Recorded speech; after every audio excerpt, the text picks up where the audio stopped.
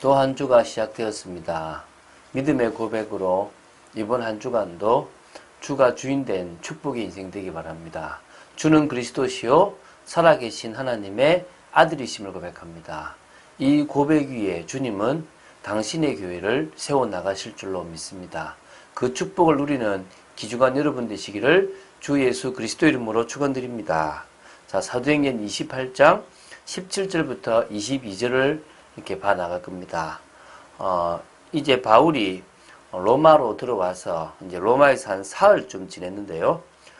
이제 유대인 중에서 높은 사람들을 초청해서 그들과의 만남을 가집니다.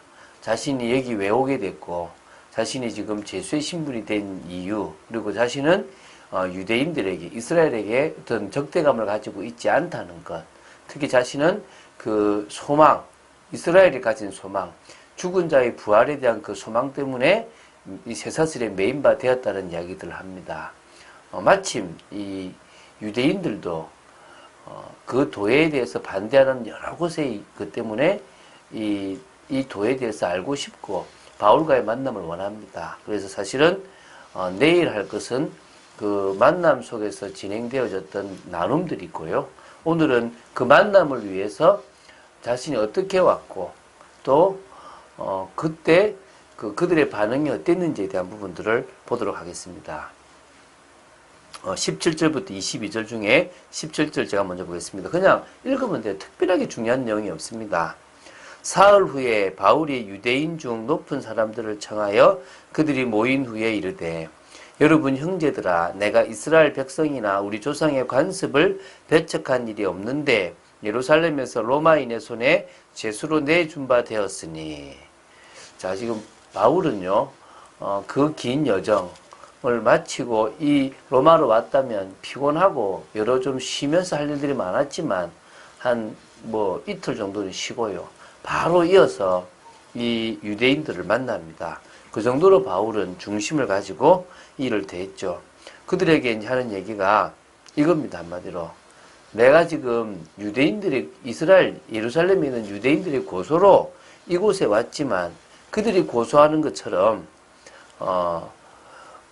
이 조상의 관습을 배척한 일, 또 이스라엘 민족을 배척한 일이 전혀 없다. 그런데 예루살렘에서 로마로 왔다는 말은요, 사내들인 공회에 의해서 뭐 받았단 말입니까? 재판을 받았단 말입니다. 그래서 로마인에게 넘겨진 겁니다. 자, 판결권, 의결권을 가지고 있는 기관이 바로 사내들인 공회입니다. 최고 기관이죠. 그런데 판결은 할 수 있지만 집행을 할 수가 없어요. 그 집행을 하려면 누구한테 줘야 됩니까? 로마인에게 줘야 됩니다. 지금 이제 이 말인 거죠. 사내들인 공회에서 자신이 판결받아서 로마인들의 손에 이끌려서 죄수로 되었다 이거는 거죠. 그런데 자신은 거기서 사내들인 공회에서 말하는 것처럼 이스라엘 백성을 배척하거나 해하거나 또 조상의 관습, 유대교의 그 관습, 성경의 말씀을 배척해 본 적이 없다는 것을 이야기하고 있는 거죠. 로마인은 나를 신문하여 죽일 제목이 없으므로 석방하려 했으나 유대인들이 반대하기로 내가 마지못하여 가이사에게 상소함으로 내 민족을 고발하려는 것이 아니니라. 지금 짧게 기록하고 있지만요. 예루살렘에서 가이사라에서 2년 동안의 그 구류 생활을 통해서 계속적으로 하는 중에 지금 이제 뭡니까? 그 베수도 총독 때 가이사에게 상소를 하게 됩니다. 그때 아그리빠 왕도 있었단 말입니다. 그 전에 하고 이제 아그리빠 왕도 있었는데 이런 걸 통해서 뭡니까? 상소를 하게 된단 말입니다. 지금 그 부분을 지금 이렇게 기록하는 거죠. 로마인들은 자신을 신문했을 때 죽일 제목을 찾지 못했다. 그래서 석방하려고 했다는 거죠. 그런데 유대인들이 너무나 많이 반대했기 때문에 자신은 어쩔 수 없이 가이사에게 상소했다. 그래서 민족을 고발하고 민족이 잘못됐다는 걸 이야기하려고 하는 것이 아니라 내가 무죄라는 것을 증명하기 위해서 가이사에게 상소한 것이지 다른 의도는 아니다. 로마인이 말한 것처럼 나는 무죄인데 무죄가 아니라고 예루살렘에 있는 여기 유대인들이 반대를 하기 때문에 내가 지금 그렇게 되었다라고 얘기하는 겁니다.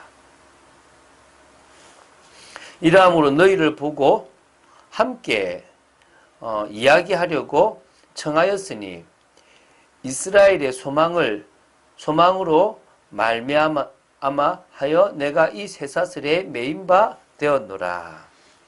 자, 그래서 지금 이런 부분에 대해서 충분히 이야기하려고 당신들을 청했다라는 그 이유를 지금 이야기하고 있습니다. 한마디로 말하니 뭡니까? 이스라엘의 소망, 죽은 자의 부활, 그 소망에 대해서 메시아에 대한 소망, 그 메시아가 오시면 이루실 그것에 대한 소망 때문에 자신은 지금 쇠사슬에 매였다는 거죠. 한마디로 예수 그리스도의 부활을 자신은 증거하는데 그것 때문에 지금 제수의 신분이 되어졌을 뿐이다. 다른 것은 없다는 것에 대해서 이야기하고 있습니다. 이럴 때 이제 반응이 나오겠죠. 그들이 이르되 우리가 유대에서 내게 대한 편지도 받은 일이 없고 또 형제 중 누가 와서 내게 대하여 좋지 못한 것을 전하든지 이야기한 일이 없느니라. 이에 우리가 너의 사상이 어떠한가 듣고자 하니 이파에 대하여는 어디서든지 반대를 받는 줄 알기 때문이라 하더라. 자, 이제 바울의 그 변명에 유대인들이 반응이 나옵니다. 먼저 얘기합니다. 뭐라냐면 선입견이 없다 이거죠. 유대에서 어떤 편지도 우리는 받아본 적이 없고 형제 중 누군가가 와서 너에 대해서 또 이 모든 것을 좋지 못하게 이야기하는 경우는 없다. 한마디로 선입견이 없기 때문에 이 자리에 지금 왔다. 그러면서 이제 이에 대해서 너의 사상이 어떠한가 듣고자 왔다는 거죠. 이걸로 볼 때 지금 로마에 있는 유대인들은 그리스도인들에 대해서 그렇게 큰 적대감이나 나쁜 어떤 감정을 가지지는 않았습니다. 물론 여기서 보면 있지 않습니까? 어디서든지 여러 지역에서 그리스도교를 전가하는 이 파에 대해서 반대하고 있다는 것은 이미 알고 있는데 자세히 모르기 때문에 이런 시간들을 통하여 너희들이 말하는 것들을 알고 싶어서 왔다 이 얘기를 하는 겁니다. 지금 그들도 관심을 보이고 있는 거죠. 참 좋은 시간표죠. 바울이 이 좋은 시간표를 활용해서 복음을 지금 전하고 있습니다. 이 부분에 대해서 우리가 좀 더 볼 필요가 있겠죠. 이제 그 부분에 대해서는 이제 내일 보게 될 것입니다.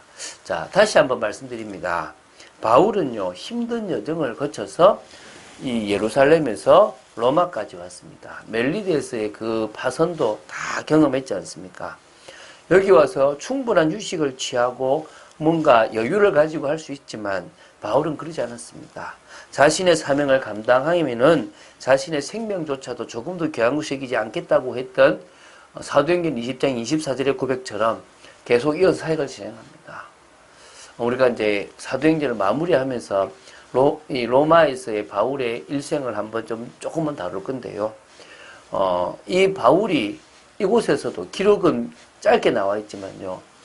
충분히 사역하고 또 나오고 또 사역하는 부분들을 통해서요. 진짜 전도자의 인생, 순교할 때까지 귀한 인생을 살아갑니다. 우리 역시 정말 전도자의 인생으로 전도하고 선교하는 일에 우리의 마음과 중심을 모아야 될 줄 믿습니다. 우리가 전할 이름은요, 유일한 이름 예수 그리스도. 우리가 전할 방법은 믿으면 구원받는 유일한 방법, 구원의 방법입니다. 독선을 말하는 게 아닙니다. 많은 사람들은요, 기독교를 독선이라고 그러고 너 그만 맞냐라고 얘기합니다. 저는 이야기합니다. 우리보다 불교인이, 스님이, 또 신부님이 훨씬 착하고 훨씬 좋습니다. 또 종교적으로 볼 때 성령이 역사하지 않고 구원이 없고 소망이 없다면 오히려 불교나 캐톨릭이 더 맞을 수도 있습니다. 그런데 그것으로서는 인생의 문제를 해결할 수가 없다는 것입니다. 그것으로는 근본 문제, 사단의 문제를 해결할 수가 없기 때문에 우리는 유일한 이름, 유일한 방법을 전가합니다. 참 희한하죠. 사내들인 공회에서 예수님이 사형 선고를 받았습니다. 이곳에 지금 베드로와 요한이 똑같이 예수 이름을 증거했다는 그 이유 때문에 지금 재판을 받고 있습니다. 그런데도요, 베드로와 요한은 전혀 낙심되거나 두려워하거나 겁내지 않았습니다. 오히려 담대하게 하나님 말씀을 증거하며 하나님 앞에서 너희들 말 듣는 게 낫냐, 하나님 말씀 듣는 게 옳으냐라고 이야기하고, 우리는 보고 들은 것을 말하지 아니할 수 없다 그러고, 다른 이름으로는 구원을 얻을 수 없는 천하 사람 중에 구원을 얻을 만한 다른 이름을 주신 일이 없다. 오직 한 이름, 오직 한 방법밖에 주신 일이 없다라고 선포하고 있습니다. 그래서 우리는요, 성령 충만함 속에서 확신 가진 담대한 모습을 살아가야 됩니다. 유일성에 대한 확신을 가지고 증거하는 삶, 문제 있는 사람, 세상에서 힘들어하는 모든 사람들에게요, 예수가 그리스도임을 증거하는 삶을 살아야 될 것입니다. 핍박과 환난 속에서도요, 흔들림 없이 믿음으로 나아가는 삶을 살아야 될 줄 믿습니다. 그럴 때 우리는요, 응답받습니다. 우리의 삶의 이유가 분명하고 우리가 나가야 될 때요, 우리는 세상 끝날까지 주님이 함께 하시는 비밀을 가지고 모든 민족으로 제자를 삼고 세례를 베풀고 또 분반 모든 것을 가르쳐 지키게 하는 그런 전도자의 삶을 살게 될 줄로 믿습니다. 임마누엘의 비밀을 누리는 전도를 시작하는 것이 무엇보다 중요하다고 믿습니다. 진짜 오늘도 정말 이 기도의 비밀, 말씀의 비밀, 증거의 비밀을 가진 제자로서 그것을 전달하는 축복을 저는 누리려고 합니다. 여러분도 누리게 되기를 주 예수 그리스도 이름으로 축원드립니다. 주는 그리스도시요 살아계신 하나님의 아들이심을 고백합니다. 하나님의 살아계심을 볼 수 있는 정말 삶이 되게 하여 주시고, 어디서든지 내게 임한 그리스도, 나의 복음을 증거하는 축복된 인생 되기 원합니다. 그래서 은혜가 필요합니다. 성령의 역사가 필요합니다. 역사하여 주시옵소서. 복음 속에 있는 축복의 인생 되도록 지켜 주시옵소서. 감사드립니다. 늘 은혜 속에 있고 말씀 속에 있는 축복의 인생 되기를 간절히 소원하며, 오늘도 만나는 사람들에게 내게 임한 그리스도를 증거하는 귀한 인생 살기를 간절히 소원합니다. 주 예수 그리스도 이름으로 기도드립니다. 아멘.